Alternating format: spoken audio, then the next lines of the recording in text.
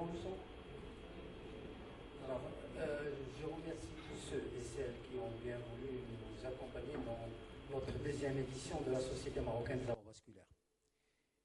Il y a des personnes qui ont marqué le début de cette société et qui seront toujours les bienvenus. Cette année, nous avons la chance d'accueillir plus d'amis subsahariens. Nous savons tous les problèmes qu'ils rencontrent dans leur pratique quotidienne. La Société marocaine de la voie vasculaire espère qu'à travers ces manifestations, ouvrir les portes pour une collaboration nord-sud, pour une meilleure gestion des avoirs vasculaires. Nous ne pouvons pas rester indifférents vis-à-vis de nos frères subsahariens. Nous devons ouvrir nos portes pour partager notre expérience avec les autres. Ce n'est pas en faisant des missions qu'on va résoudre leurs problèmes, mais c'est en donnant accès à la formation que les choses évolueront. Nous regrettons l'absence de notre ami Rick Schoenfeld et on lui souhaite un bon rétablissement. Comme l'année précédente, nous avons un programme chargé avec des sujets percutants. Il y aura aussi le lancement de la campagne nationale de préservation du capital vasculaire. Je remercie tous nos sponsors, en particulier ceux qui sont partenaires depuis le début de l'aventure SMAV. Nous avons parmi nous cette année un nouveau partenaire, c'est la Société Générale avec elle, la SMAV a signé un contrat de partenariat qui va permettre à nos membres de profiter de certains privilèges. Je passe la parole au Dr Hachem, secrétaire général de la SMAV, et je la remercie pour tout ce qu'elle a fait pour la réussite, j'espère pour la réussite de notre congrès. Merci. Assistance, bienvenue parmi nous et bienvenue à Marrakech.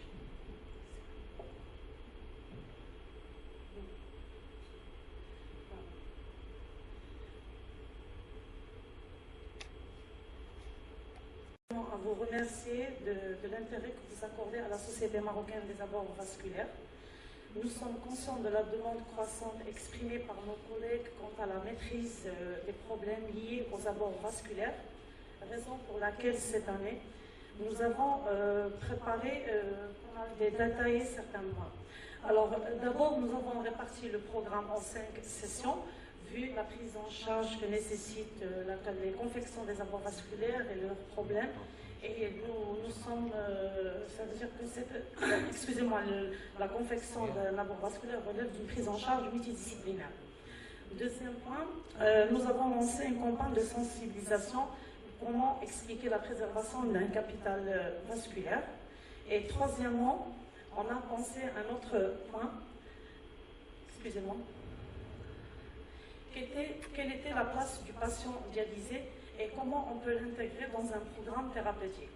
Nous avons mené une enquête, c'est un travail qu'on avait démarré, on n'a pas encore terminé, et on souhaite le présenter durant d'autres événements scientifiques. Ceci nous a permis de reprendre, de mener cette enquête et de demander à nos patients quelle était la perception de leur apport vasculaire. Alors, nous avons recueilli quelques questions qui ont été posées par certains patients. Alors, je me permets de lire en arabe que je pourrais interpréter par la suite. كم هو عمر الفيستول في أحسن الأحوال؟ ما هي الشروط الصحية للحفاظ على الفيستول أطول مدة ممكنة؟ هل المكان الوحيد لعملية الفيستول هو معصم اليد؟ Bon, comme vous savez, quand on adresse nos patients, le slogan toujours utilisé, c'est le magana. Alors, je sais que les chirurgiens n'acceptent pas ce slogan, n'acceptent pas cette terminologie, mais on s'est dit qu'il vaut mieux s'adresser aussi à nos patients et le placer au cœur aussi de l'éducation thérapeutique. Nous souhaitons que ce congrès répondra à vos demandes et toutes vos remarques et suggestions sont les bienvenues. Je vous remercie. Donc, je pense, monsieur le professeur Zaid et le professeur Bourkoulou, qui vont démarrer la modération de la première session. Merci. Et avant de passer la parole à notre ami Burkinabé, je voudrais dire que les avoir avec nous aujourd'hui revêtent pour nous un caractère au-delà du symbole de rencontre de congrès. pense qu'il faut qu'il consacre un acte fondateur d'un partenariat solidaire avec un partage d'expérience, une formation mutualisée. Nous avons l'expérience depuis une dizaine, quinzaine d'années et on voit ce que ça a donné. Il faut absolument continuer dans cette voie. Nous connaissons les problèmes. Nous les avons nous-mêmes vécus, avons bénéficié de l'aide de nos amis français. Donc, M. a été aussi utilisateur. Et je pense que j'interpelle tout le monde parce que cet acte de coopération, de partenariat, doit être organisé, planifié, mais pas simplement dans le papier. Il faut vraiment mettre en route le travail de l'autre. Et je passe la parole tout de suite à notre ami, le docteur Mithiema, qui vient du CHU d'Irgado. Président, honorable maître, chers participants, j'ai l'immense plaisir de représenter mon maître, le professeur Gérard Koulibaly, qui a bien accepté que je présente la situation des abords vasculaires de Burkina Faso. Donc, il s'agit donc de l'état des lieux des abords vasculaires au centre hospitalier Yalgado Ouedraogo. Ici, c'est un peu différent, on n'a pas dit Burkina Faso parce que c'est le centre hospitalier Yalgado Ouedraogo où l'essentiel des activités de dialyse est réalisé. Il existe d'autres centres mais qui ont commencé leur séance, leur dialyse il n'y a pas très longtemps. Bon, ce que nous allons ajouter, c'est que cet état des lieux n'est pas très exhaustif parce que il y a une insuffisance des données à notre niveau, notamment les dossiers médicaux ne sont pas très bien tenus, ce qui fait qu'il y a quand même une insuffisance, mais cet état que nous avons, cette situation que nous avons fait, quand même est représentatif de la situation des états vasculaires que nous vivons au Burkina Faso. Donc quel est le plan que nous avons utilisé pour présenter l'état des lieux?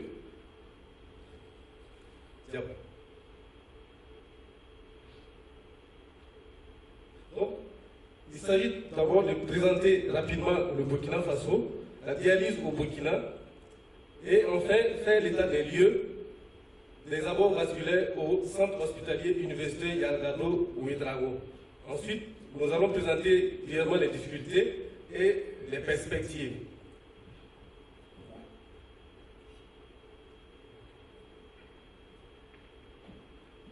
Donc, le Burkina Faso, c'est un pays tropical de l'Afrique de l'Ouest qui est enclavé, donc par 6 pays.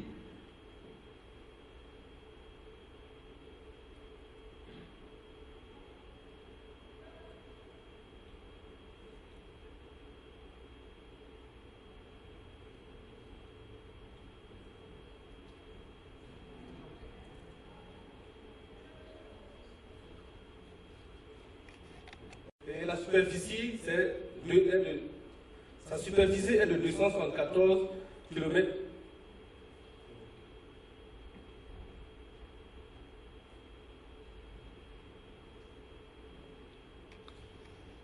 Il s'agit d'un pays en développement.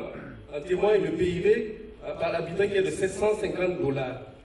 Néanmoins, l'espérance de vie est en amélioration. En 2017, on avait 57 ans comme l'espérance de vie. Quand on sait qu'en 2000, l'espérance de vie était d'environ 40 ans. Diapo.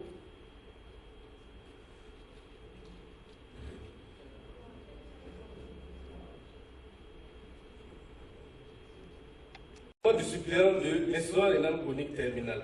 Les autres modalités sont pour le moment en projet, notamment la dialyse péritonéale et la transplantation. Avant l'ouverture de la dialyse,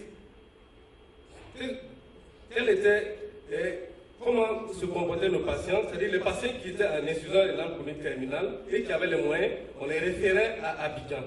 Donc avant que la dialyse soit ouverte, les patients étaient référés à Abidjan. Donc c'est en décembre 2001 que le premier centre a été ouvert. Donc c'est le centre qui siège à l'hôpital Yalgado, qui est le premier CHU du Burkina. Donc on a nommé la petite dialyse. C'était un petit centre qui comporte 7 générateurs. Il y avait 5 patients, donc c'est des patients qui sont venus de la Côte d'Ivoire. En fait, c'est des patients qui avant n'avaient pas la possibilité d'avoir la dialyse au Burkina et qui étaient référés là-bas. Donc, lorsque la dialyse a été ouverte, ils ont été reversés dans notre centre. Et donc, ils étaient 5. Donc, il y avait un seul néphrologue qui dirigeait la dialyse. Et il y avait 2 séances. Les patients bénéficiaient de 2 séances par semaine. L'accès à la dialyse était très difficile. Il fallait débourser 110 €. Donc, il y avait un forfait obligatoire de 10 séances. Donc, 1100 € pour avoir accès à la dialyse.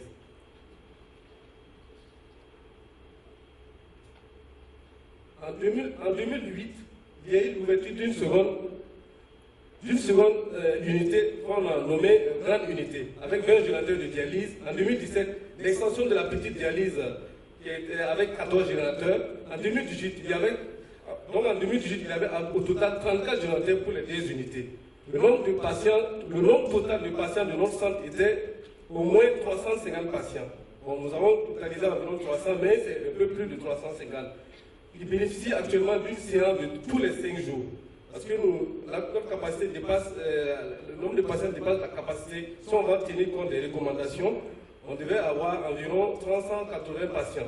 Donc, il y a 5 médecins qui y travaillent, 15 infirmiers, et l'accès est toujours difficile, avec 760 € que le patient doit débourser.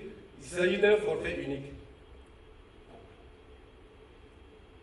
Donc, actuellement, deux nouveaux centres de dialyse ont été ouverts en 2017. Le premier à Ouagadougou, c'est le centre hospitalier université Tengango. Le second à Bobo, le deuxième lieu de Burkina, c'est le centre Sourou Sano.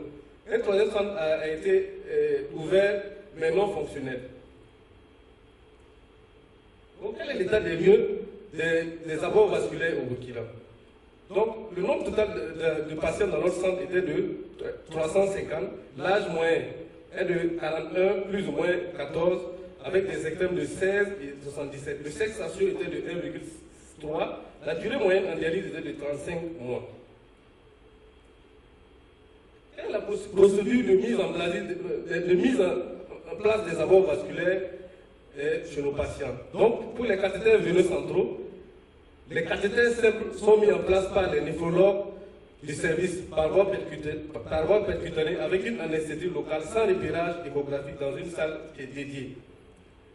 Les cathéters veineux centraux tunnelisés sont faits par éco-guidage, mais ils sont mis en place par un seul néphrologue qui est, pour le moment, qui est dans le privé.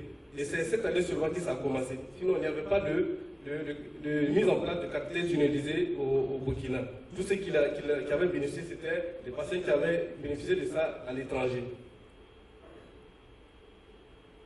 Donc, en ce qui concerne les FAV, on a 3 chirurgiens, dont 2 qui exercent dans le public et un chirurgien dans le privé. Il s'agit d'un cardio-thoracique. Bon, dans le public, il y a un vasculaire et un chirurgien général. Les patients sont adressés par le néphrologue en chirurgie générale lorsque l'état somatique le permet. Le chirurgien exerce donc fait une préparation du malade, évaluation clinique de l'état vasculaire, bilan minimal, notamment la numération formule sanguine, le TP et le TCA. Il n'y avait pas de cartographie systématique, notamment ultrasonique, sauf si indication, et la phlebographie n'est pas disponible. Donc, le membre dominant est privilégié pour la création de la FAV. Donc, c'était le plus distal possible. Donc, ce qui fait qu'en général, dans notre service, nous encourageons les infirmiers donc, à ne pas utiliser le bras non dominant. Et cela par des affiches que nous mettons dans les différentes salles pour encourager les infirmiers à ne pas utiliser le bras dominant, le bras non dominant. Non, il n'y a pas de suivi en chirurgie après la confection. Les patients sont laissés dans le service. C'est le suiveur d'unité de notre service qui est chargé de faire les pansements des femmes. Donc les patients n'est pas suivis en chirurgie. Donc ce qui fait qu'il y a quand même une insuffisance de suivi des nouvelles femmes qui sont utilisées. Donc quelle est la prévalence des abords vasculaires? Donc il faut dire qu'en début de dialyse, le nombre de patients c'est 150. Nous avons pris un échantillon qui est représentatif. Donc, en début de dialyse, il n'y avait que 92 patients qui dialysent avec un cathéter. Et 11 seulement qui ont commencé leur dialyse avec, donc 7,3% qui ont commencé leur dialyse avec une fissure artério-veineuse. Donc, ce qui est vraiment loin des recommandations. Donc, mais par la suite, quand on regarde les avoirs vasculaires actuels, nous remarquons qu'il y a 78,7% des patients qui ont maintenant des fissures artério-veineuses, contre 21,3% de patients qui ont des cathéters veineux centraux.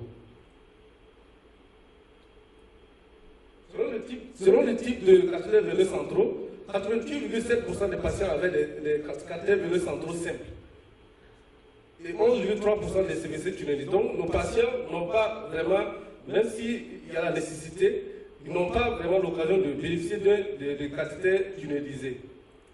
La durée moyenne cumulée des cathéters veineux centraux est de 5,53 mois, avec des intervalles extrêmes de 1 à 36 mois. Quand on sait que ce n'est que des cathéters simples que nous utilisons, la durée vraiment est très importante. Le nombre moyen de CVC était le nombre moyen de cathéters veineux centraux était de 2,6 par patient, avec des extrêmes de 1 à 13 mois. Avec des extrêmes de 1 à 13.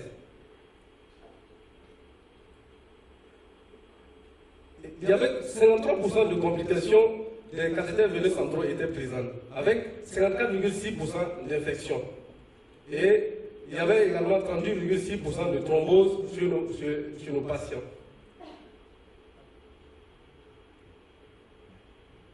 En ce qui concerne les types de FAV, les FAV natives étaient présentes dans 98,4%, et deux patients seulement avaient bénéficié de prothèses. Également, nous avons des problèmes de prothèses, parce que les prothèses qui sont disponibles sont de gros calibre, ce qui fait que le chirurgien n'arrive pas vraiment à prendre, même ceux qui ont vraiment la nécessité de bénéficier de prothèses, en tout cas, n'en ont pas cette occasion.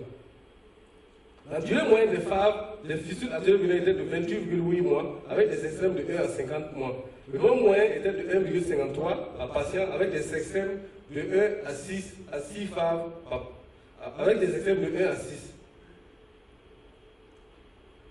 Selon le siège de la FAV, les FAV étaient réalisés généralement au niveau radial gauche distal, donc avec 47,1%, et au niveau huméral gauche également, dans 28,1%.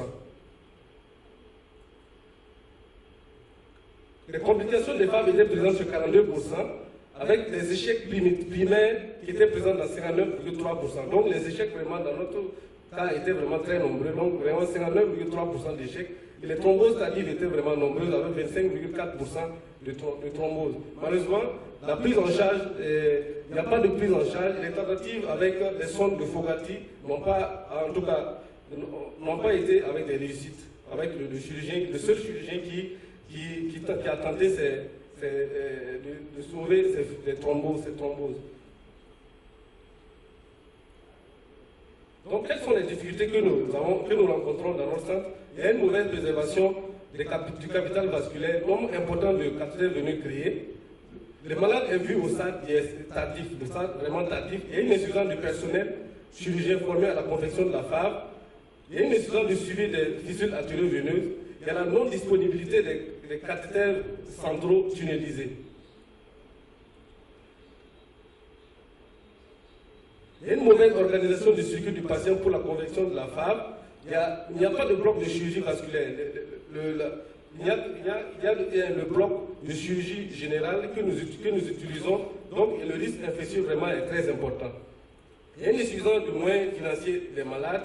Le coût de conversion de la FAV est très élevé. 100 000 francs dans le public et de 250 000 francs dans le privé. Et quelles sont donc nos perspectives? Donc c'est informatisation du dossier médical de suivi des patients hémodialysés, le projet d'équipement d'un bloc pour la création de FAV, la formation de chirurgiens vasculaires qui est en cours, il y a au moins 2 chirurgiens qui sont en formation, renforcer les connaissances des infirmiers sur la préservation des FAV, parce qu'il y a beaucoup de problèmes par rapport, parce qu'il y a beaucoup qui ne sont pas suffisamment bien entraînés pour la piqûre des FAV par exemple. Subvention de l'État pour la confection de FAV. Et enfin, former des médecins sur la pose des cathéters tunnelisés et disponibiliser les cathéters veineux centraux de longue durée. Donc ça c'est c'est notre deuxième centre, le grand centre d'hémodialyse. Monsieur le Président, chers honorables maîtres, chers participants, je vous remercie. On va passer à l'exposé suivant, qui est donné par le professeur Guillaume, du centre hospitalier de N'Djamena. Des séances pour la parole. Avant de commencer, permettez-moi de remercier le président de la Société marocaine des abords vasculaires ainsi que le comité scientifique de nous avoir invités ici pour cette séance et de parler d'un sujet aussi sensible que sont les abords vasculaires en dialyse. Donc nous vous présentons les résultats préliminaires d'une thèse qui porte sur les complications des fistules artério-veineuses au Tchad.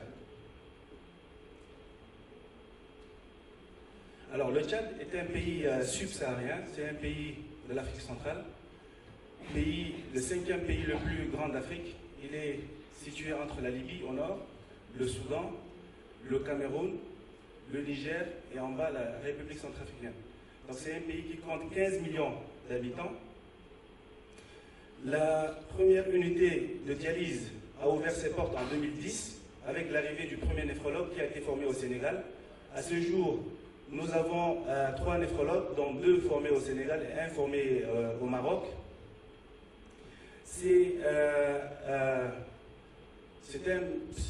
La dialyse, en fait, est à l'état embryonnaire et elle est prise en charge dans 2 hôpitaux. Donc, nous avons 2 unités publiques de dialyse qui comportent 19 générateurs et elles prennent en charge au total 72 patients en insuffisance rénale chronique terminale. Et par semaine, nous dialysons 5 à 10 patients aigus. Donc, une étude que nous avons faite en 2016 a montré qu'il y a 3000 nouveaux cas d'insuffisance rénale chronique au Tchad. Il n'y a pas de chirurgie vasculaire ni de chirurgien vasculaire au Tchad. Il n'y a pas de radiologie interventionnelle. Et l'essentiel des abords vasculaires sont posés par les néphrologues, même les cathéters tunnelisés.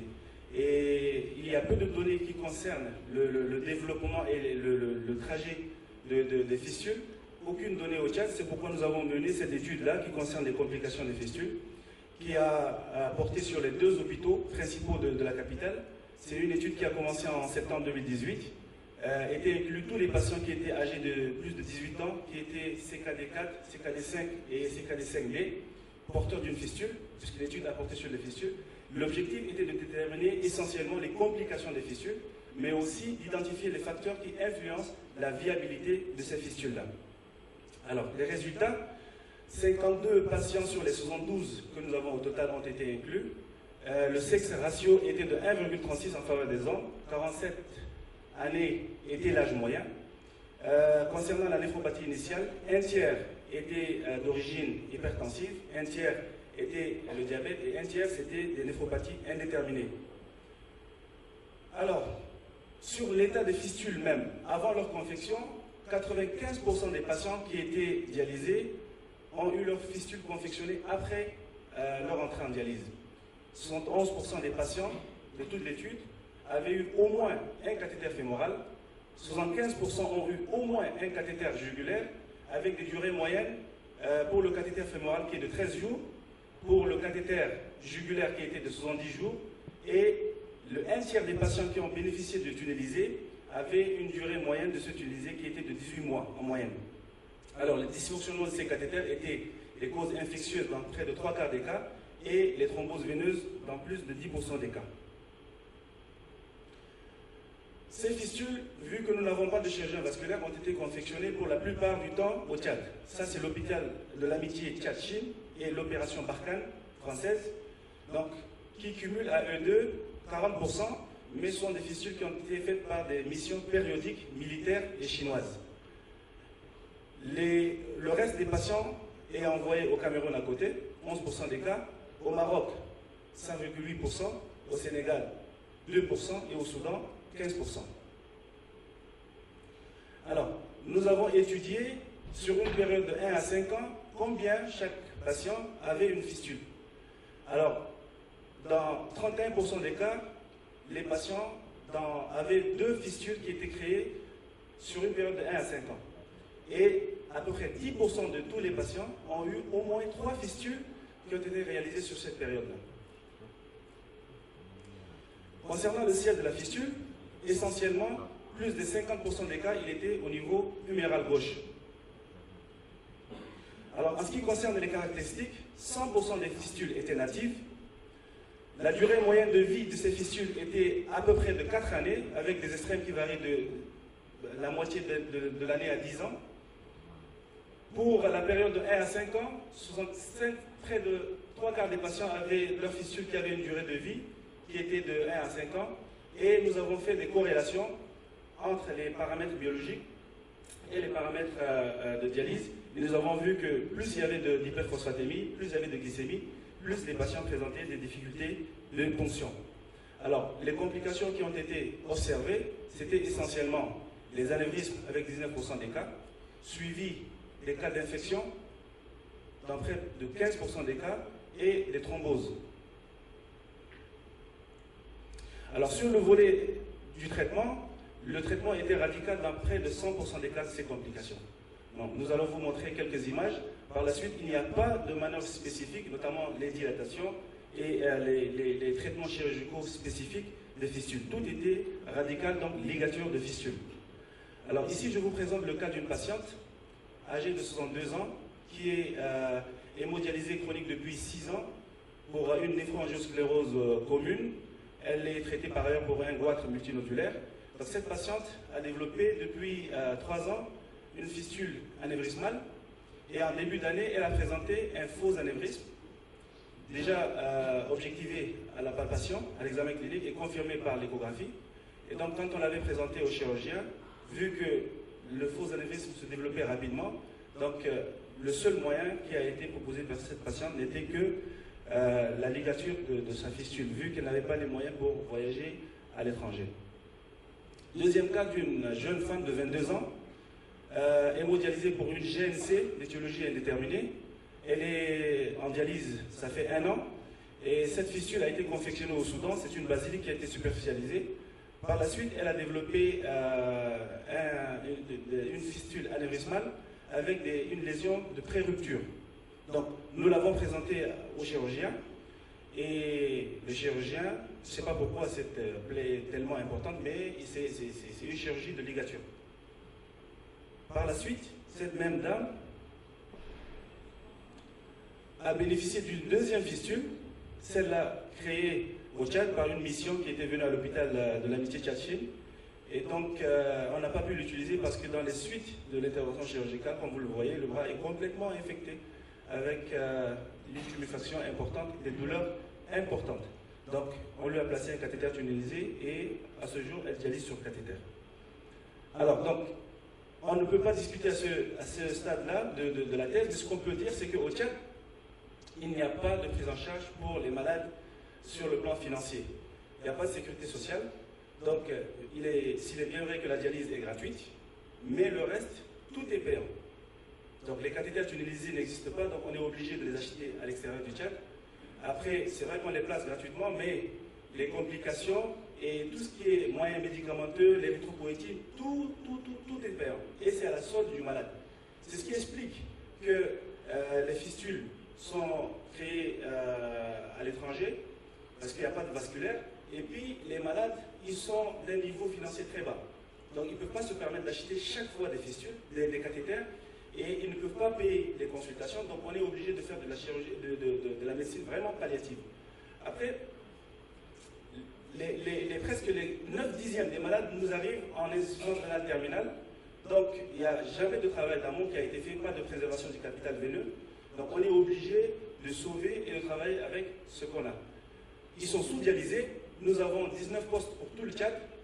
Et pourquoi nous avons que 70 patients? Parce qu'au départ on en avait plus de 100, qu'on était obligé de référer à l'extérieur du Tchad parce qu'ils n'avaient que 2 séances de 4 heures par semaine. Et ça, c'était les plus chanceux. Il y en a qui ont une seule séance par semaine. Et donc la sous-dialyse, les troubles phosphocalciques et ainsi que la pathologie sous-jacente peuvent expliquer que le réseau vasculaire est vraiment très défectueux, rigidité vasculaire, et qui peut expliquer la survenue de ces complications. Les infirmiers, ils sont très mal entraînés, ils piquent n'importe comment. Quand vous êtes là, ils font bien le travail. Quand vous n'êtes pas là, donc ils pensent que c'est... Voilà. Et donc, ça amplifie le problème. La qualité de la chirurgie aussi, on ne peut pas l'analyser, mais nous pensons que ça a un grand effet. Et le lac des chirurgies et du matériel pour suivre les fistules en temps réel pendant la dialyse.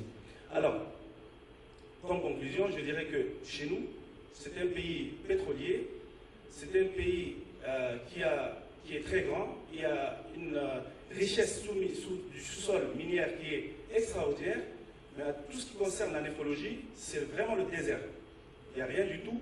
Et donc, en termes de propositions, nous pensons que pour améliorer le travail, il faut vraiment, vu que la qualité de la dialyse dépend aussi d'un très bon apport vasculaire et pour le confort du malade, nous pensons qu'il faut former le personnel, notamment en chirurgie et aussi le personnel médical et paramédical de la néphrologie. Il faut préserver le capital veineux, acquérir de nouvelles machines pour une bonne dose de dialyse.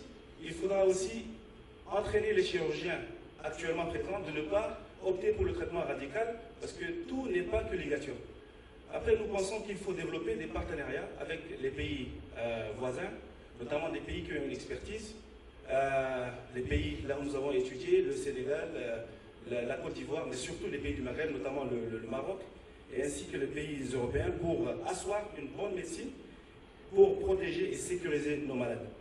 Je pense que c'est un appel pour fleurir ce désert-là, à l'instar du lac Ounyanga, qui est le plus vaste lac au Sahara. C'est une curiosité qui existe entre le Tibesti et l'Enedi, et qui se trouve au Tchad, et qui est actuellement un lac qui héberge des crocodiles, qui a une faune sauvage, et qui est vraiment une curiosité à découvrir pour notre pays. Je vous remercie.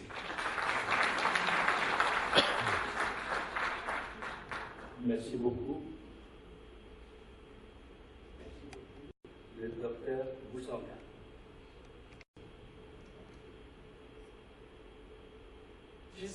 Je vais présenter l'état des lieux des abords vasculaires en République démocratique du Congo. Mais avant de commencer, j'aimerais vous remercier sincèrement. Je commence par remercier la Société marocaine de l'abord vasculaire de nous avoir invités et associés à cette grande activité. Et par ces remerciements, j'insiste sur le président qui n'a cessé de tenir à ce que nous puissions prendre part à ces congrès. La délégation de la République démocratique du Congo est faite de 3 personnes, un chirurgien et 2 néphrologues. Les chirurgiens, c'est le docteur Nsadi, et les néphrologues, c'est le docteur Ngole et le docteur Justine Boukaba.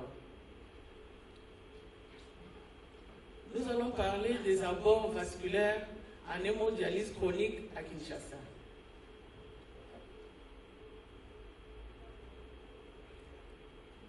Parler des abords vasculaires en hémodialyse à Kinshasa veut dire que nous parlons de la République démocratique du Congo. Kinshasa étant la capitale de la République démocratique du Congo. La République démocratique du Congo est au centre de l'Afrique.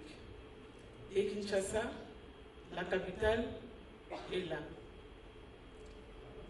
La République démocratique du Congo, c'est un très grand pays de l'Afrique centrale. En guise d'introduction, je voulais juste dire ce que nous connaissons tous, que la maladie rénale chronique, c'est un problème mondial de santé publique. Cette maladie rénale chronique est un problème mondial de santé publique, l'est encore davantage pour l'Afrique, surtout l'Afrique subsaharienne. Parce qu'en Afrique subsaharienne, elle concerne plus les sujets jeunes. L'abord vasculaire est indispensable quand on est en situation de maladie rénale chronique terminale ou au stade avancé. Et nous savons que la fistule artério-veineuse, c'est l'abord privilégié pour une dialyse de qualité et pour la meilleure survie des malades. Que dire de la République démocratique du Congo, ce grand pays continent, qui a une superficie de 2345 409 km², qui a une population de plus de 80 millions d'habitants. La prévalence de la maladie rénale chronique en République démocratique du Congo est de 12%. Donc, plus d'un malade sur 10 a une maladie rénale chronique au Congo. Mais quelle est la situation de la prise en charge de ces malades en dialyse? En République démocratique du Congo, il a existé un centre d'hémodialyse, un seul, de 1988 à 1992. Et ce centre d'hémodialyse, qui n'était même pas ouvert à tout le monde, était fermé. Et on a eu le centre, une reprise d'activité de dialyse seulement en 2008. Et à partir de cette reprise timide de l'activité d'hémodialyse en 2008, actuellement nous avons 16 centres fonctionnels d'hémodialyse, dont 8 à Kinshasa. Mais concernant ces centres d'hémodialyse, un seul centre est subventionné par l'État congolais partiellement. Les autres centres de Kinshasa, ce sont des centres privés. Ça veut dire en d'autres termes que les malades prennent en charge la totalité de sa dialyse. Donc je dois dire pour cela que moins d'un malade sur 10 peut accéder à la dialyse quand il en a besoin. Cette dialyse, étant donné qu'elle n'est pas prise en charge par l'État, c'est une dialyse souvent en urgence, une dialyse de sauvetage. Et c'est là parce que, d'une part, les malades ne peuvent pas se prendre en charge, mais surtout parce que les malades sont référés tardivement chez les néphrologues. Étant donné que ce sont des dialyses qui sont faites en urgence, vous comprenez, tout de suite, on va utiliser les cathéters centraux pour prendre en charge ces malades, malgré leur cortège de complications qui alourdissent les pronostics vitaux du malade et qui est accompagné de multiples comorbidités.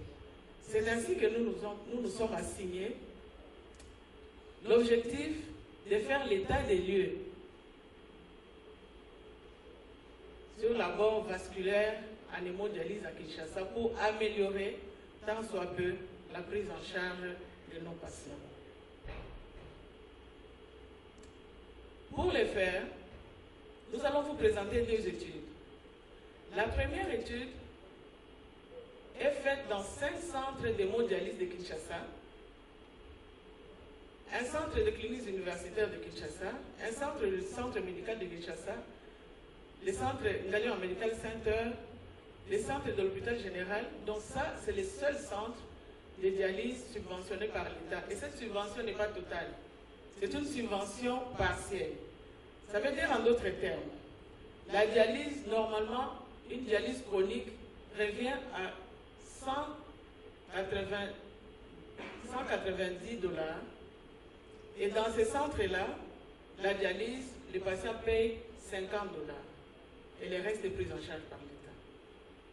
Mais cette prise en charge ne concerne pas les médicaments, ni tous les autres consommables qui peuvent intervenir lors de la dialyse. Cette étude est réalisée chez les malades dialysés chroniques de mars 2016 à octobre 2018. La deuxième étude descriptive, c'est sur les patients qui ont bénéficié de la fistule artério-veineuse dans les 5 centres d'hémodialyse de 2013 à 2017.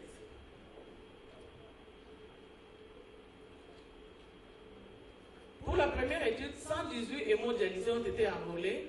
Ils ont bénéficié de 162 abords vasculaires.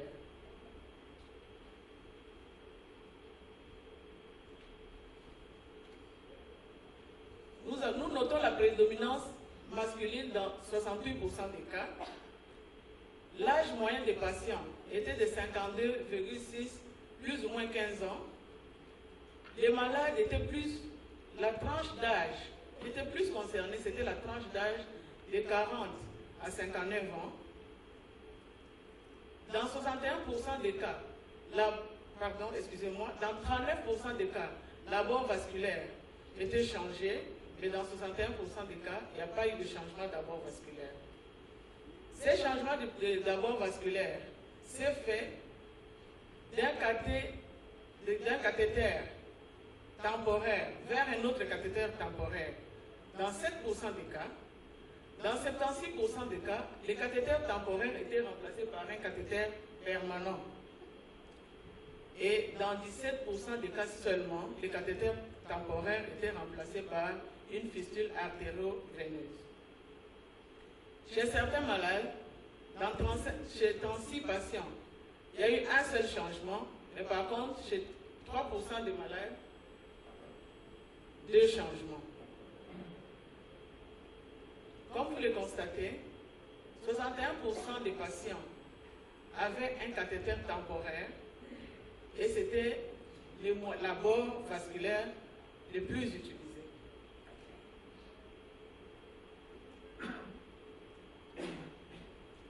Nous avons cherché à comparer selon les types d'abord vasculaires utilisés. Il n'y a pas eu de différence statistiquement significative pour ce qui concerne les sexes et l'âge du patient. Mais par contre, pour ce qui concerne les sites de cet abord vasculaire, la veine jugulaire interne droite a été plus utilisée pour les cathéters temporaires dans 70% des cas et pour les cathéters permanents dans 65% des cas. La veine fémorale a été utilisée dans 17% des cas pour les cathéters temporaires et 14% des cas pour les cathéters permanents. Pour ce qui concerne la fistule artério-veineuse, l'abord dans les sites radiocéphaliques a été utilisé dans 47% des cas et humérocéphalique dans 53% des cas. S'agissant de la durée de l'abord vasculaire, l'abord vasculaire, le cathéter temporaire, c'est le cathéter qui a duré le moins longtemps par rapport bien sûr au cathéter permanent.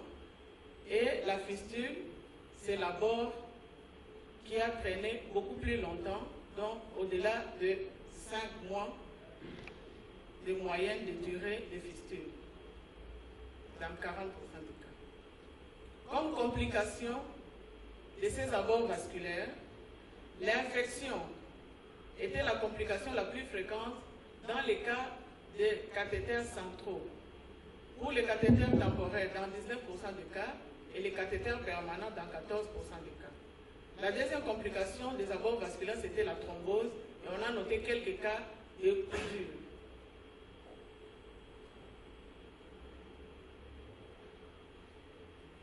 S'agissant des types de complications en rapport avec la durée de l'abord vasculaire, l'infection vient en tête, et la fréquence de l'infection se majore avec la durée de l'abord vasculaire. Plus l'abord vasculaire traîne, plus la fréquence de l'infection s'élève. Et la deuxième complication, c'est la thrombose et, comme je l'avais dit, quelques cas de coupure.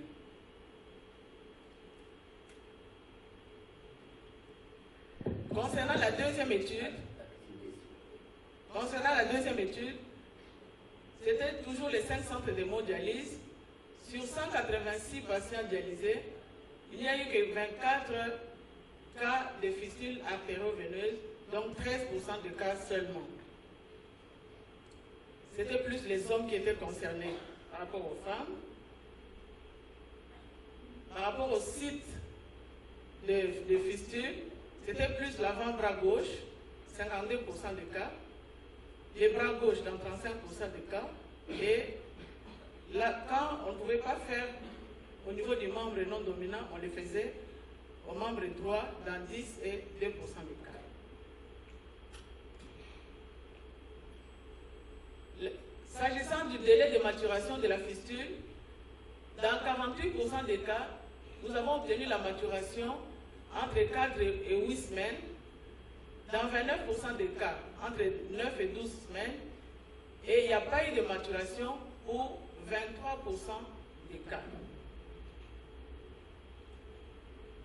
Nos fistules étaient fonctionnelles dans 71% des cas, non fonctionnelles dans 23% des cas, et dans 6% des cas, il fallait superficialiser.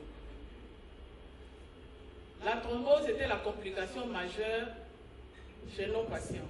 On a noté quelques cas de lymphodème et d'immaturité. Que dire en guise de conclusion? Vous l'avez constaté avec moi, les cathéters sont les plus utilisés comme voie d'abord en République démocratique du Congo. Nous pensons que ces cathéters sont plus utilisés parce qu'en fait, il y a une référence tardive des malades chez les néphrologues. La dialyse est généralement initiée en urgence, en catastrophe, et la dialyse est prise en charge par le patient lui-même. Il lui est difficile de payer le coût de la confection de la fistule parce qu'en fait, il y a un coût quand même qui dépasse $500, le moins cher, et le maximum c'est autour de $1000. Et il y a également la réticence de certains malades qui trouvent que c'est une grande chirurgie parce qu'on doit aller opérer les vaisseaux. Et souvent, ils ne sont pas convaincus qu'il faut opérer leurs vaisseaux.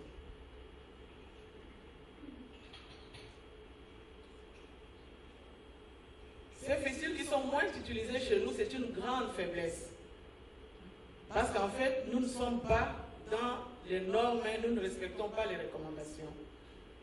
Et nous pensons continuer à faire les plaidoyers chez nos autorités pour que la dialyse soit subventionnée et surtout l'abord vasculaire en dialyse qui détermine la qualité de la vie du patient. Et les néphrologues doivent marteler les décideurs pour que la dialyse soit prise en charge dans sa globalité afin que les patients puissent bénéficier des soins de qualité. Mais également, les patients doivent être sensibilisés pour qu'ils comprennent que la fistule artério-veineuse est le meilleur abord dans la prise en charge en dialyse des patients. Nous vous remercions pour votre attention.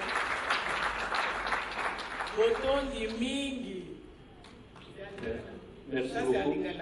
Merci beaucoup pour cet excellent exposé. Nous allons passer à l'exposé suivant. C'est le docteur Khan du Sénégal. Le comité scientifique de la Société marocaine d'abord vasculaire et plus particulièrement le président, le professeur Mohamed El-Sad Abadi, de m'offrir l'opportunité de partager notre expérience sur les abords vasculaires devant ce panel d'experts. Je remercie aussi notre maître, le professeur Apugnon, mon épouse et tous les participants. Alors, permettez-moi de vous présenter notre travail portant sur l'état des lieux des abords vasculaires chez les hémodialysés chroniques au Sénégal.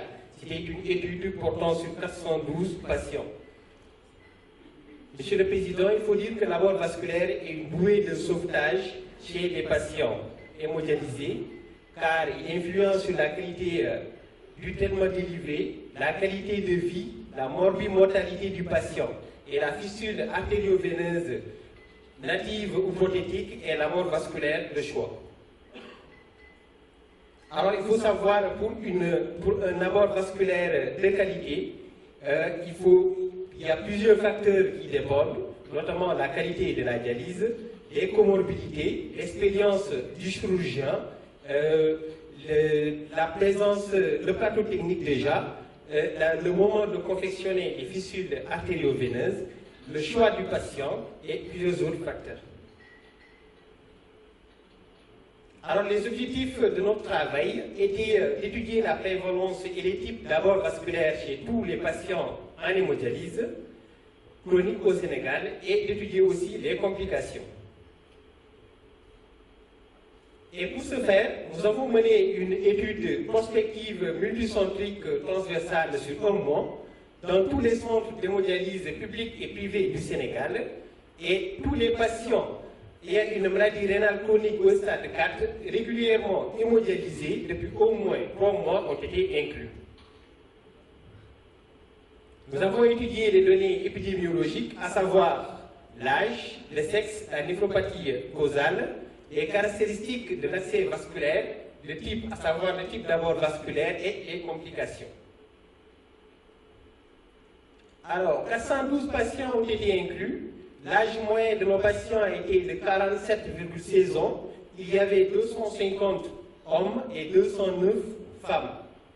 La majorité de nos patients avaient une tranche d'âge entre 50 et 60 ans, suivie de la tranche d'âge entre 40 et 50 ans. Alors, notre étude a été menée dans 6 régions du pays. Dakar, la capitale, Saint-Louis, situé à 260 km de Dakar, Diourbel, situé Touba autant pour moi, situé à 188 km de Dakar, Kaolack, situé à 192 km de Dakar, Ziguinchor, distant de 450 km de Dakar, et à l'est, la région de Tambacounda, qui est située à 500 km de Dakar.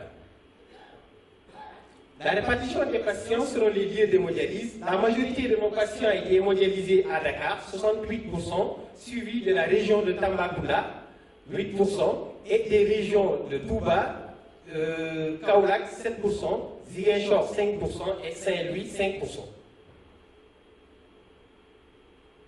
La majorité de nos patients étaient sans emploi. 103 patients évoluaient dans le secteur informel. 74 patients étaient des cadres. On a noté 32 retraités et 14 élèves et étudiants. La néphroangiosclérose était la néphropathie initiale la plus fréquente chez 171 patients, suivie des néphropathies d'origine indéterminée chez 127 patients, de la polykystose rénale, la néphropathie tubulo-interstitielle chronique, des glomérulonéphrite chronique primitive, du diabète et les autres causes. La durée moyenne en hémodialyse de nos patients était de 36,95 mois.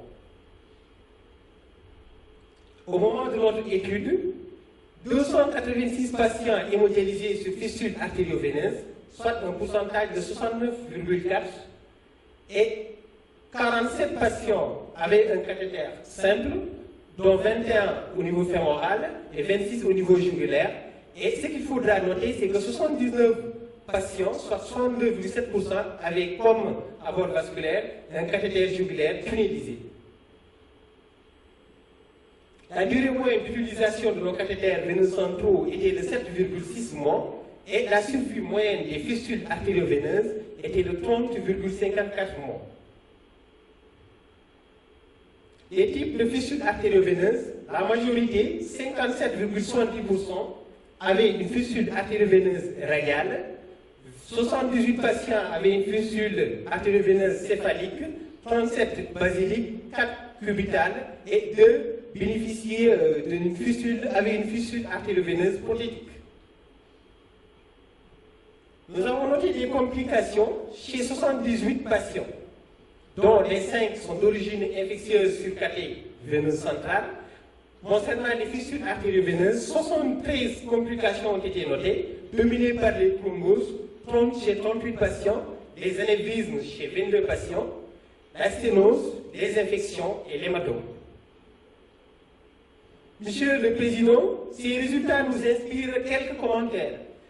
Sur 286 patients avaient comme abord vasculaire une fistule artério-veineuse et 47 patients, soit 37,2%, avaient des cathéters veineux centraux non tunnélisés.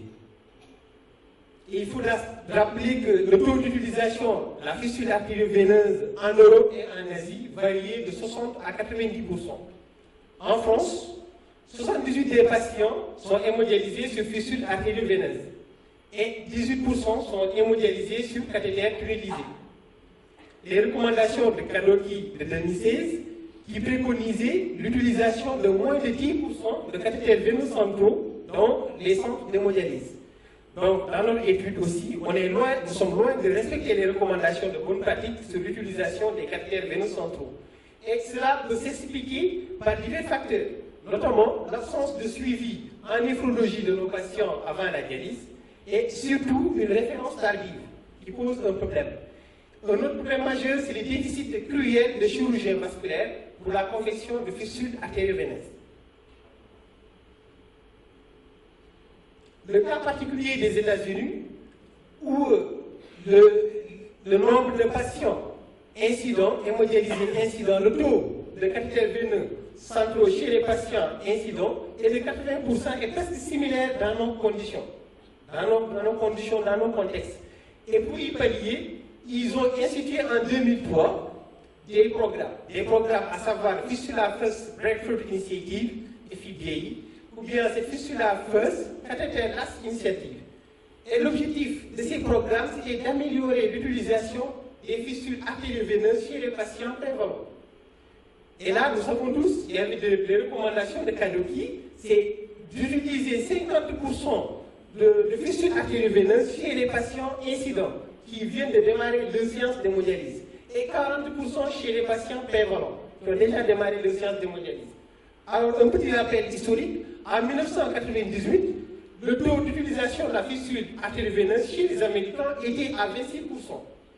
Et du coup, en 2003, de 2003 à 2006, après la mise en place de ce programme, le taux est passé de 33 à 55%. Et en 2015, ils ont évalué le taux d'utilisation de fistules artério-veineuses chez ces patients prévalents était de 63%. Et cette amélioration spectaculaire du taux de fistules artério-veineuses prévalents est en partie due à des recommandations qui sont simples et faisables. Et je dirais même que c'est faisable même dans nos contextes. C'est quoi? Il faut un bon examen des abords vasculaires. Il faudra faire la cartographie avant la réalisation de cet examen. Il faudra éduquer le personnel soignant, éduquer les familles et éduquer les patients. C'est important, ça fait partie. Dans notre édu, 62,7% des patients avaient comme abord vasculaire un cathéter tunnelisé. Et la grande utilisation de ce type de cathéter chez nous au Sénégal s'explique par une plus grande accessibilité, parce qu'il y a une diminution du coût, c'est déjà important, et c'est surtout la formation au néphrologue à la pose de ce type de cathéter. Et il faut noter qu'il y a une grande vulgarisation sur l'utilisation de ces cathéters tunnelisés en 5 ans. Ça a bien bougé au fait.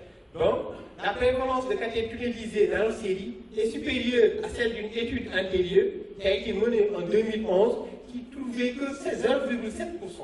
Donc, il y a une grande amélioration sur l'utilisation des cathéters tunnelisés à défaut d'une fistule artério-veineuse. Monsieur le Président, permettez-moi de conclure en disant que la survie et la qualité de vie en hémodialyse dépendent d'une dialyse adéquate par un bon accès vasculaire. Et pour y arriver, il faut une approche multidisciplinaire coordonnée entre chirurgiens vasculaires, qui sont indispensables, le néphrologue, le personnel soignant et le radiologue. Il faut une vulgarisation des cathéters tunnelisés à défaut d'une fistule artério-veineuse et surtout décourager l'utilisation des cathéters veineux centraux non tunnelisés. Il faut une formation des chirurgiens spécialisés qui ne feront que s'occuper des fistules artério-veineuses. Je pense que c'est une solution. Donc, ils vont assurer la confection et traiter les complications. C'est les complications qui font défaut.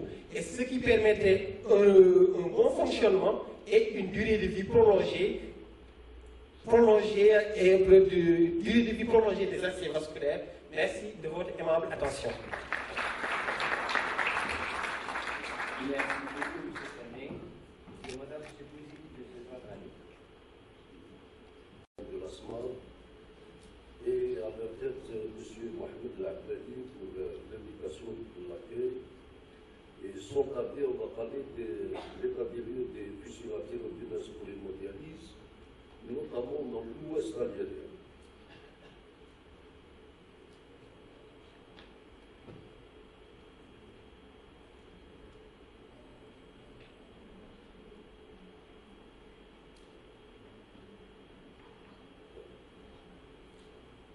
Alors, notre pays, l'Algérie, a 4 services qui font les abords vasculaires pour l'hémodialyse. Et là, je parle de la chirurgie, les abords vasculaires tels que les fistules artério-veineuses et les autres techniques. Nous avons un service au niveau de l'ouest algérien, plus particulièrement à Oran, la deuxième capitale de l'Algérie, et 3 services au centre. 2 services à Alger et un service pas loin d'Alger, un service qui est situé à la grande capitale à Tizi Ouzou. En parallèle, il y a également le secteur privé qui fait des fistulations artério-veineuses. On sait que ces fistules sont faites par des chirurgiens entraînés et par des chirurgiens, on pose des questions. Est-ce que d'autres chirurgiens qui ne sont pas vasculaires, est-ce qu'ils ont une formation en matière des apports vasculaires ou pas? La dialyse a été nettement améliorée ces dernières années dans notre pays. Nous signalons qu'il y a 2 millions d'Algériens qui ont un problème rénal chronique, soit 10% de la population adulte âgée de plus de 18 ans. Le nombre de transplantations rénales n'a pas dépassé les 2000 opérations depuis la première greffe en 1986. Nous recensons également 23 000 patients souffrant d'insuffisance rénale sont sous hémodialyse et l'Algérie a 317 centres d'hémodialyse ouverts dans le secteur public et privé et le ministère de la Santé a autorisé la pratique de la greffe rénale dans 12 centres hospitaliers universitaires parmi les 14 qui existent. Le coût de la dialyse chez nous est de 70 € par un peu plus, 80 jusqu'à 100. Et le consommable complet pour une séance d'hémodialyse coûtait en toute taxe comprise entre $30 et 50 voire 60 $. Tout dépend du secteur où le patient est dialysé. Alors on s'est posé des questions malgré les progrès fournis par notre ministère, pourquoi il y a un retard de la greffe rénale. Nous avons fait une petite enquête, surtout l'enquête a été menée par mon confrère néphrologue, et il y avait des conclusions à la fin.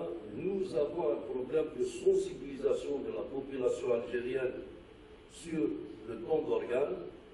Deuxièmement, nous ne disposons pas de manque de tissus et d'organes. Et le troisième problème, c'est le problème de la formation médicale et paramédicale dans le domaine des transplantations de manière générale. Et le quatrième point, on a un problème énorme quand on parle de formateurs, quels sont les critères qui jugent que ce chirurgien est formateur. Et cinquième point, il y a un problème de spécialités chirurgicales qui ont le droit de pratiquer cette chirurgie. Est-ce que c'est le viscéraliste? Est-ce que c'est le chirurgien urologue? Ou est-ce que c'est le chirurgien vasculaire? L'Algérie n'est pas suffisamment outillée en termes de textes réglementaires pour développer la transplantation rénale. Il y a un but juridique, nous sommes autorisés, mais il n'y a pas de détails. Et c'est pour cette raison que beaucoup de chirurgiens sont réticents. On peut dire, en attendant la mise en place d'un national juridique nécessaire, le ministère de la Santé et à la tête le ministre a insisté sur la dimension bioéthique qui ne doit pas être négligée. Monsieur le ministre a rappelé également et a insisté sur la mise en place effective de l'Agence nationale de greffe d'organes qui permettra de préparer les différentes équipes de travailler dans un cadre organisé autour de projets consensuels et réunir les conditions d'une dynamisation de la greffe. Comme vous le savez, je vous apprends rien, il y a deux types de fistules. Les fistules natives, c'est les pompages artério-veineux en cas où le capital veineux est défaillant. La création d'un apport vasculaire pour l'hémodialyse doit répondre à certains critères. D'abord, il faut que la ponction de la veine artérialisée soit facile et sans difficulté et dans une position confortable pour le patient ainsi que pour le personnel qui entoure ce patient. Il faut attendre bien sûr la maturation de la fistule artério-veineuse 4, 5 voire 6 semaines avant la ponction et bien sûr pour que le débit soit suffisant, supérieur ou égal à 500 ml par minute. Nous avons toujours préféré le fistule artério-veineuse natif. C'est un acide de premier choix parce que, à cause de sa durabilité fonctionnelle, moins de complications, moins de mortalité et de morbidité par rapport aux prothèses et aux captés centraux Par contre, les pontages par des prothèses sont greffés d'une morbidité représentée par les sérums périprothétiques, les infections génites 3+, ça c'est fréquent dans nos séries, et les paralysmes ainsi que les sténoses anastomotiques. Alors, en Algérie, les fustules artério-veineuses sont réalisées en général par des chirurgiens vasculaires et un certain nombre de ces fustules sont réalisées par des chirurgiens non vasculaires dans le secteur privé. On ne connaît pas, est-ce que ces chirurgiens connaissent très bien les indications de site? Est-ce que ces malades sont investigués correctement? Et là, je mets 3 points sur l'écho-doppler systématiquement la création de tout abord vasculaire. Et bien sûr, on ne connaît pas le suivi et surtout, en cas de complications, c'est des malades qui sont perdus de vue.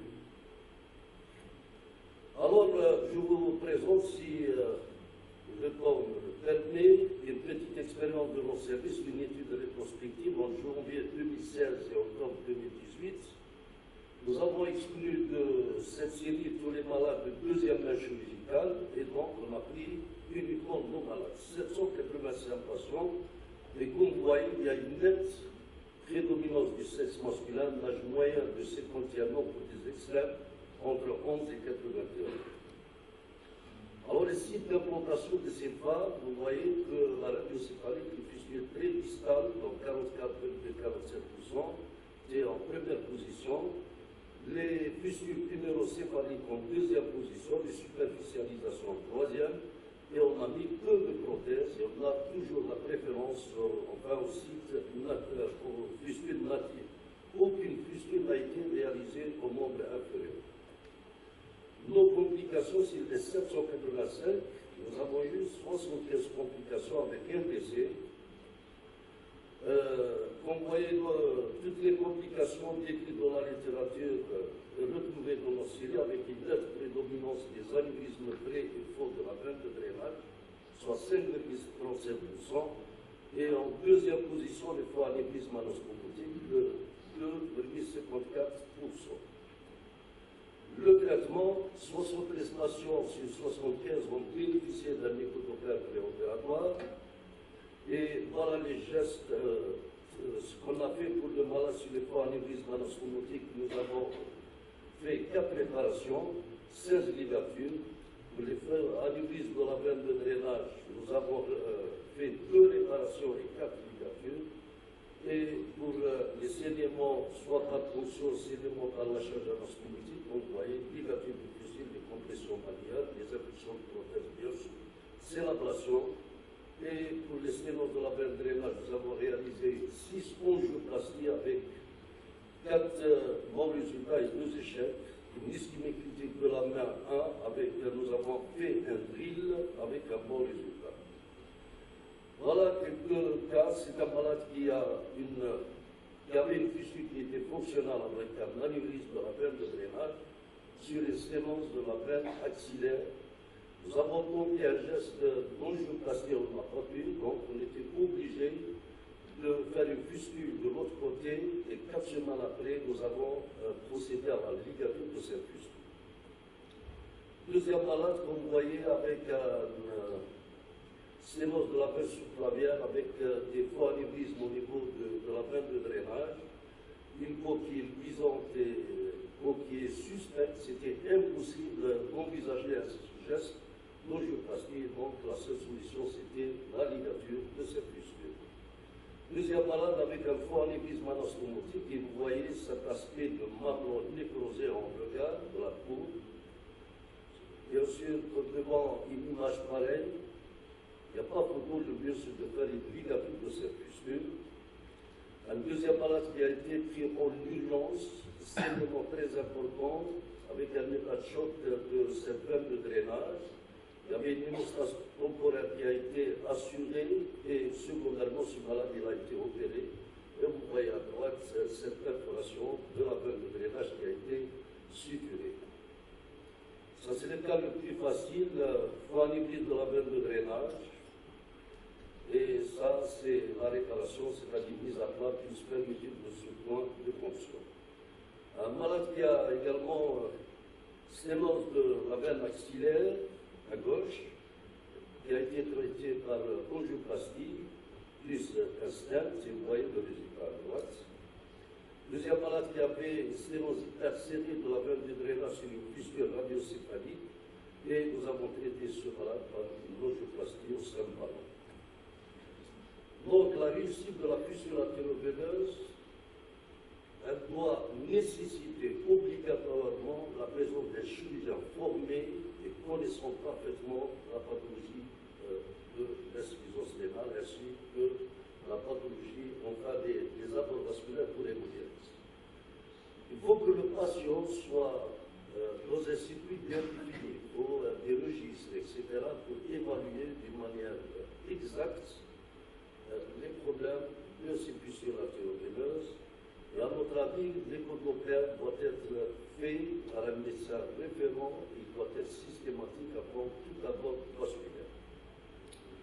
Pour faire baisser la facture de l'hémodialyse, soit en Algérie ou dans un autre pays, en amont de la dialyse, il faut un dépistage et prévention des maladies rénales chroniques dans les populations à risque, les sujets âgés, diabétiques, hypertendus, les micro-consommateurs de médicaments et les coronariats, ainsi surtout chez l'enfant, c'est le dépistage et le traitement de l'infection urinaire. Et en aval, bien sûr, il faut faire le tout pour encourager la transplantation rénale.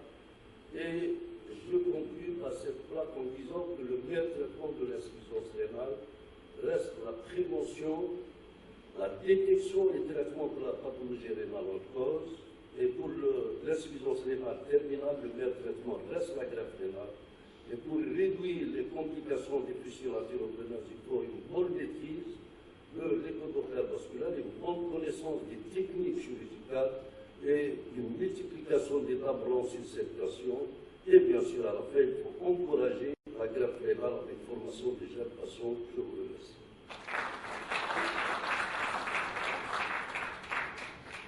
Merci, Dr Bouzidi. Nous passons à l'exposé suivant qui va être